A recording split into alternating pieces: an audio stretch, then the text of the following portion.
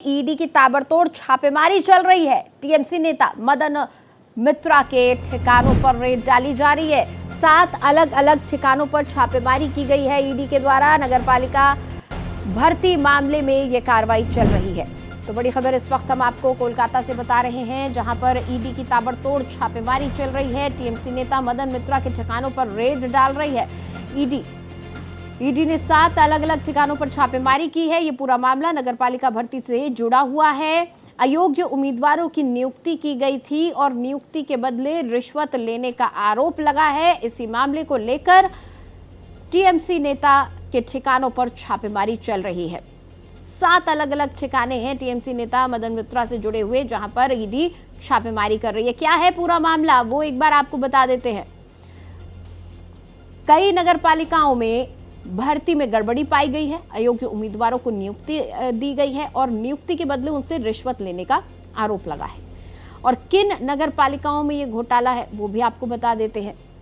देखिए, कांचरापाड़ा, न्यू बैरकपुर, कमारहाटी, टीटागढ़, बारानगर, हाली शहर और साउथ दमदम। और इस खबर पर बातचीत के लिए हमारे साथ गोपाल कृष्ण जुड़ गए हैं, उनसे बातचीत करेंगे। गोपाल, क्या कुछ जानकारी मिल पा रही है? 7 अलग अलग ठिकानों पर छापेमारी की गई है और क्या कुछ कार्रवाई हो सकती है और कितना बड़ा ये पूरा गड़बड़ी का मामला?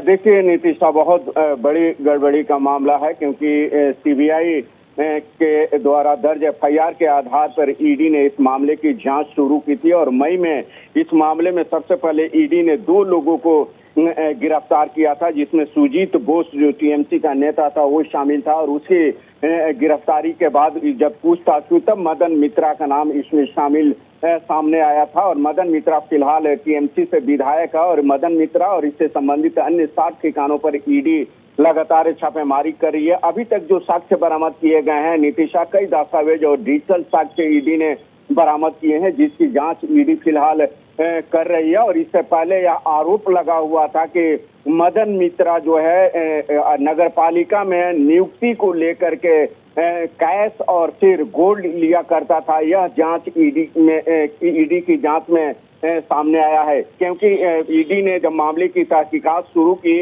उस दौरान ईडी ने कोलकाता हाई कोर्ट में एक अर्जी दी थी और कहा था कि आयान सील और उससे संबंधित जुड़े ठिकानों पर कई छापेमारी की गई है, जिसमें दस्तावेज और डिजिटल सबूत बरामद किए गए हैं। और उस सबूत के आधार पर कहा जा सकता है कि न सिर्फ नगरपालिका में बल्कि टीचर भर्ती घोटाला से कई ऐसी भर्तियां हैं जहां पर बड़े पैमाने पर घोटाले हुए हैं।